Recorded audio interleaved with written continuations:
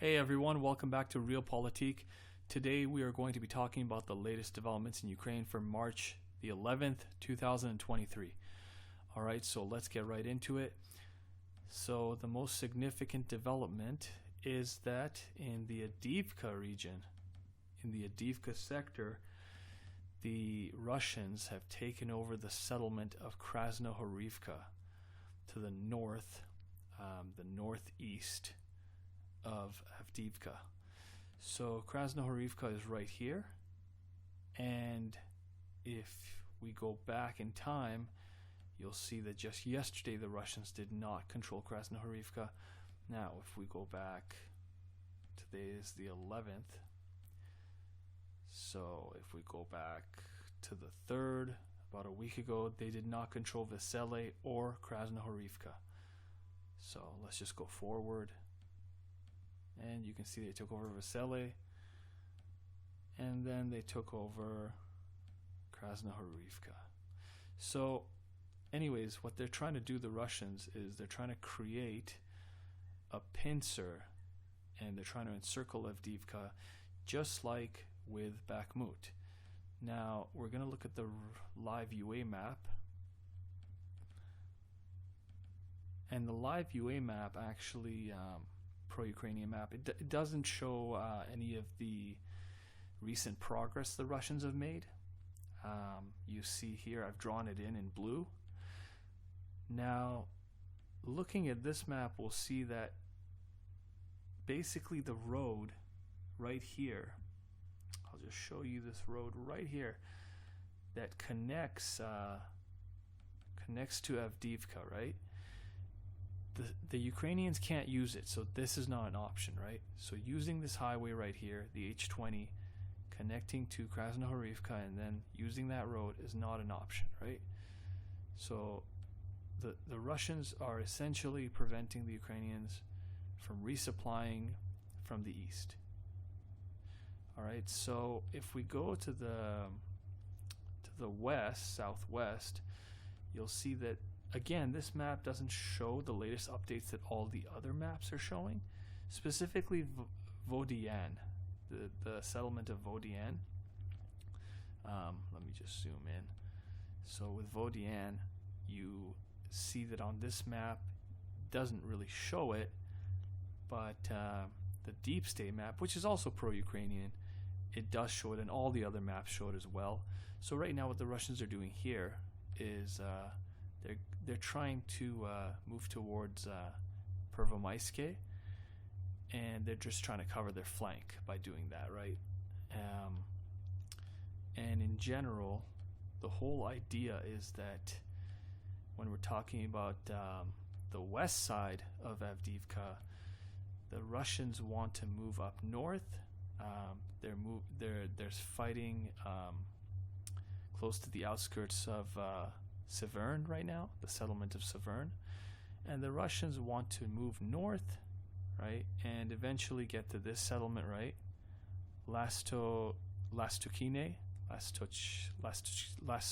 I'm going to call it, and this right here would be the last road that the Ukrainians could use to resupply, right? So the Russians are moving towards Severn, and obviously they want to get to this settlement right here, but they're going to have to use the road right here, and then it becomes a little problematic because they're going to have to essentially cross a river when they get to this settlement, right? And the Ukrainians will probably blow the bridge, and that will make it problematic. And then they would have to go through this settlement here, which is a bigger settlement, or Avdiivka, and that would allow them to get to the road right here and cut off the road, because even if they take this settlement right here, it won't be enough, because there's still a road right here, a little small country road, but it leads into Avdiivka, right? So they would the Russians have a lot of work to do on the western side. Yeah, there's as I said, there's a river right here, so there's a bridge right here, and yeah, they have a couple settlements that they would have to progress towards. And the Ukrainians obviously have minefields all over the place, and right now the ground is muddy, so it's not really an option to just hop from one settlement to another. It's not really an option, right? Maybe when the weather changes, perhaps, but the Ukrainians at that point will probably also launch counterattacks. Now, if we go further north, you're going to notice there's a railway that goes from north to south into the settlement, but the railway can easily be put out of commission, and there are other roads that go to this railway further north, right? Like there's a road right here, but there's no road. It doesn't appear as if there's a road going parallel to this railway. I mentioned that yesterday, so I don't know if this road even matters. I mean, the Ukrainians could still get troops into the settlement using the railway line, just going along the line, and it appears that there's some shrubs and some trees all along the railway line, so they could use it maybe as a little bit of cover. But at the same time, the Russians are not that far away from the railway line. I mean, from Krasnohorivka to the railway line, they're like, less than 3 kilometers away, less than 2 miles. So if they get to the railway line, that will be a major blow to the Ukrainians. And who knows, the Russians, if they because they're progressing more, they're making a lot of progress in right here with this salient. So who knows, they might continue the progress, and they might actually, if they can bypass the railway, they could threaten these settlements and cut off the supply, some of the supply lines into Avdiivka, right? Because right here there's other settlements further west, and there's also roads from there. So yeah, the Russians have a lot of work to do when it comes to Avdiivka. But actually, recently, I put up a video on my Twitter, and this video, I'll put the link for my Twitter below in the description. But the video I put up, it shows that the Russian fighter jets, Su-25s, as well as attack helicopters, are pretty much flying around freely all over this area and pounding Ukrainian positions. So that tells me that in this area, the Russians have been able to sufficiently wear down and deplete Ukraine's air defense network, Ukrainian air defenses, and that has allowed them to use their air force pretty freely in this area. It appears that's what it appears like.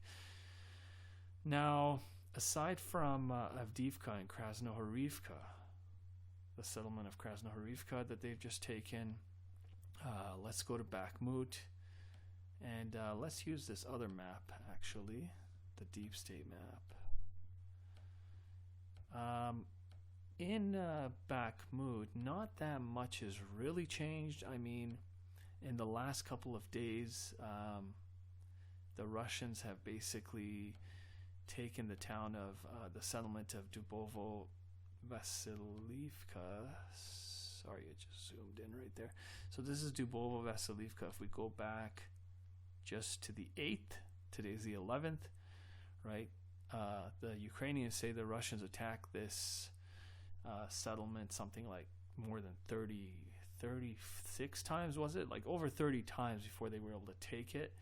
So there was fierce fighting over this settlement, Dubovo Vasiliivka, but the Russians have taken it, and this allows the Russians to basically cover their flank and safeguard their flank to basically prevent Ukrainian counterattacks from threatening their flank. And meanwhile, if we look at Bakhmut, also I should mention that see, this was on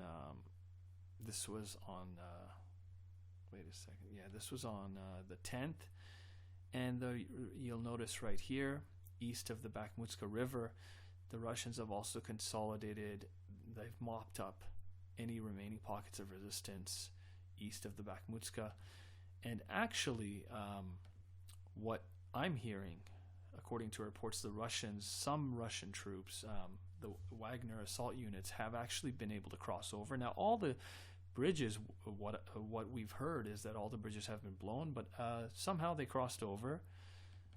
Maybe they set up a pontoon bridge, I don't know, but they haven't been able to establish a foothold here. But if you recall, a few days ago, the Ukrainians blew the dam right here for this reservoir. This flooded this entire area right here in the north. But regardless of that, I mean, considering how muddy the ground is and with the flooding, it'll be difficult for the Russians to advance. But what I'm hearing is that they're trying to advance from north to south. And some people are saying that in the south right here, the Russians have also made some advancements, but we don't have solid information in regards to that. But the situation remains the same. There's basically two roads leading in and out of Bakhmut, this one right here and this one to the south, and both of them are basically under Russian fire control. I mean, this one right here, less than a kilometer away, like, like 300 meters, that's within rifle range, and to the south, the same thing. Now, I mentioned yesterday that if you look at this river line right here, right, this river line that is to the south of Chasiv Yar, to the south of that goes along this forest line right to the south of Kahan, which is the eastern outskirts of Chasiv Yar, Kahan.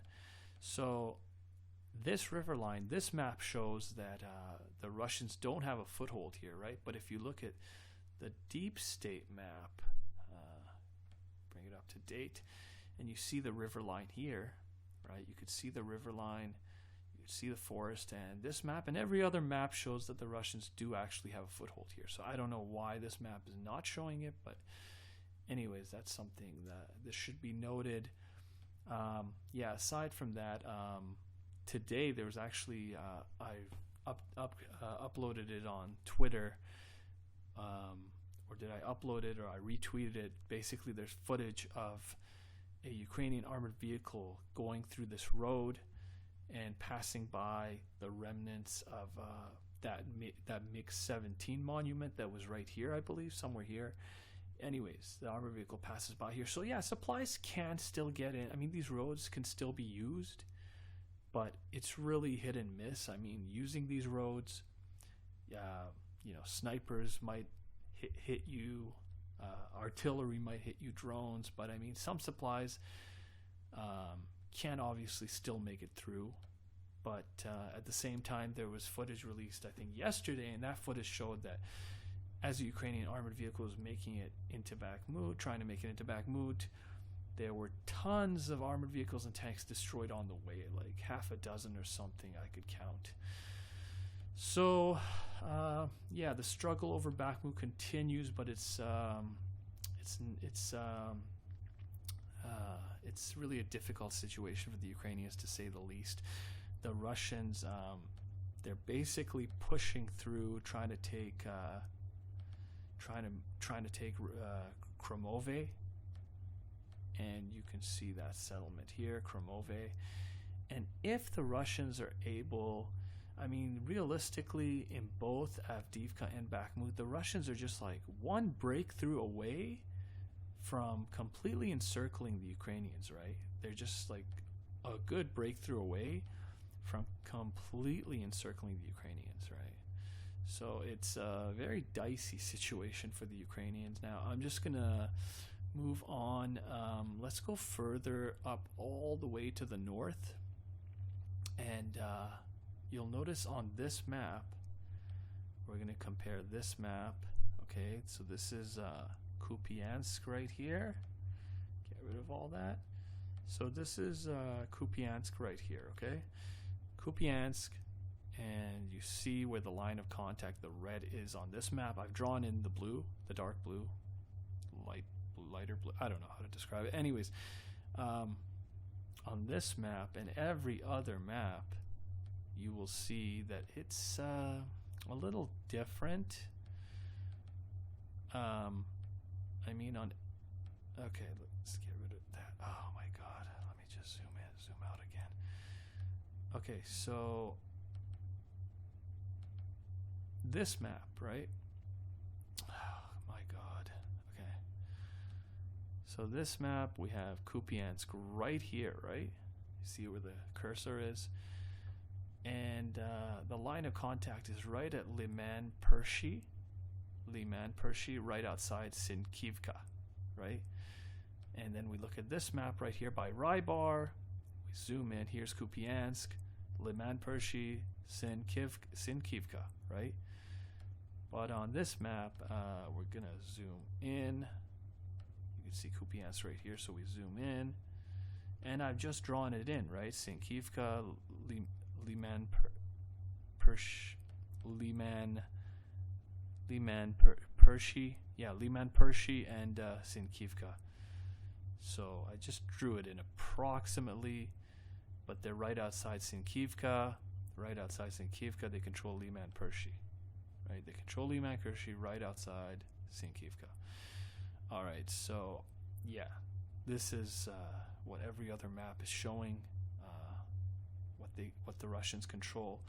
And recently, if you recall, in the previous videos, I mentioned that in Kupiansk, the Ukrainians, they announced a mandatory evacuation for some people with families, I believe it is.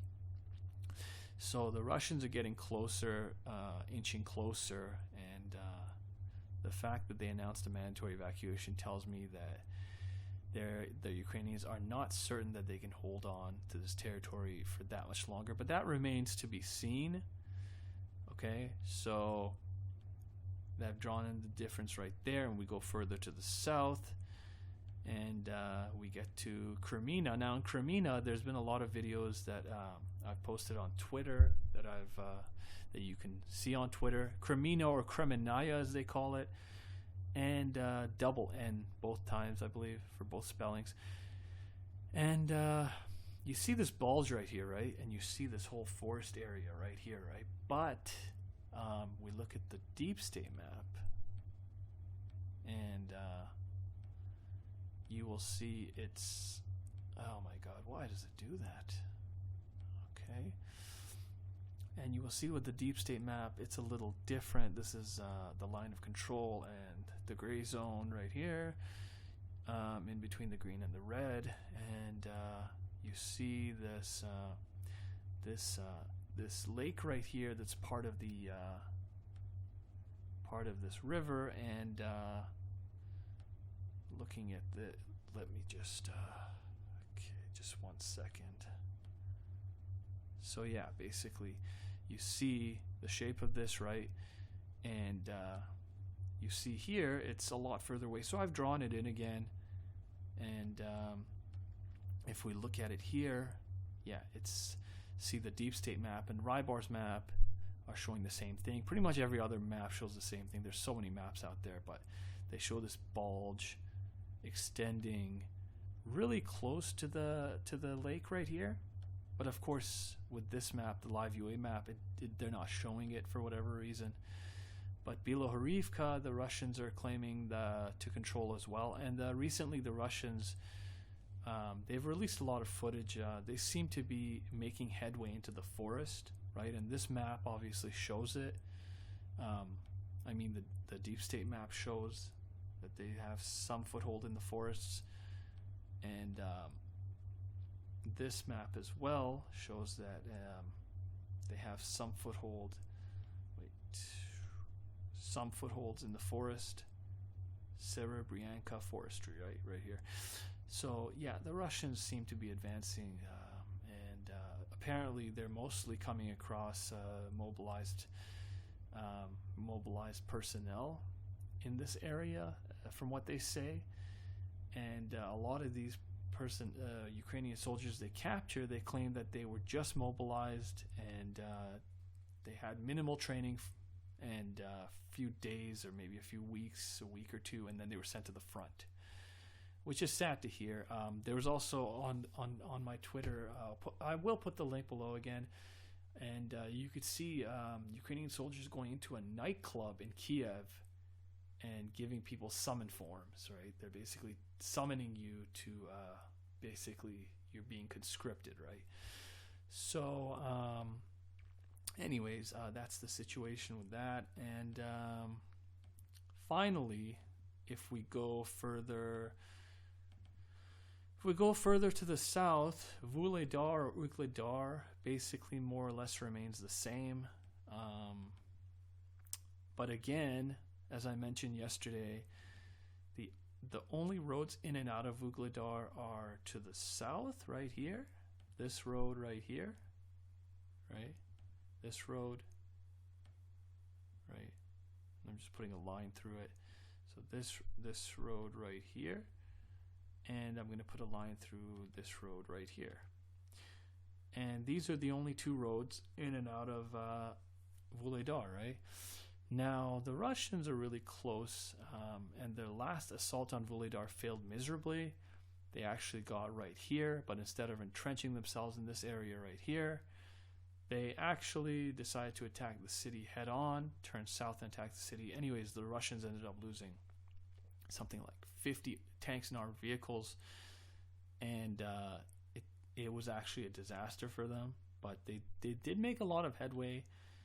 But with these roads being under fire control, I mean, the Ukrainians in this town, they can't be doing, they must be running low on supplies, and the situation must be difficult because how are they resupplying? There are no roads, no other roads, right? So, and the ground is muddy.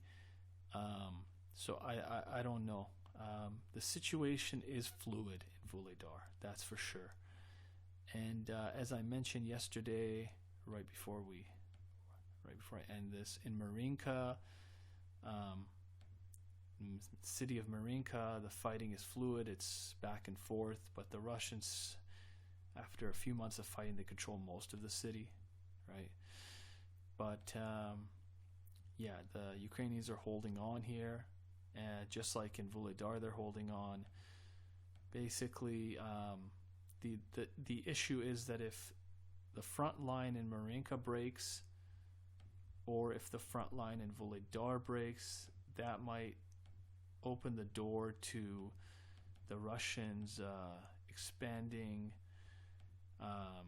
north from Vuhledar and west from Marinka, and then this entire region could potentially fall under their control, right?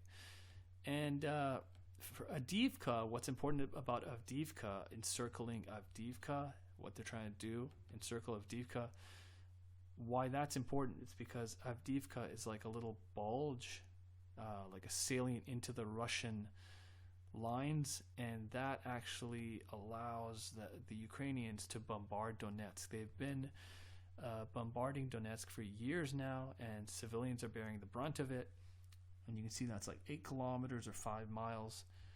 But, from anywhere else, it's to get to that same point, we're talking about, instead of 8 kilometers, we're talking about 15 kilometers. Instead of, 5 miles, we're talking about like almost 10 miles, right? So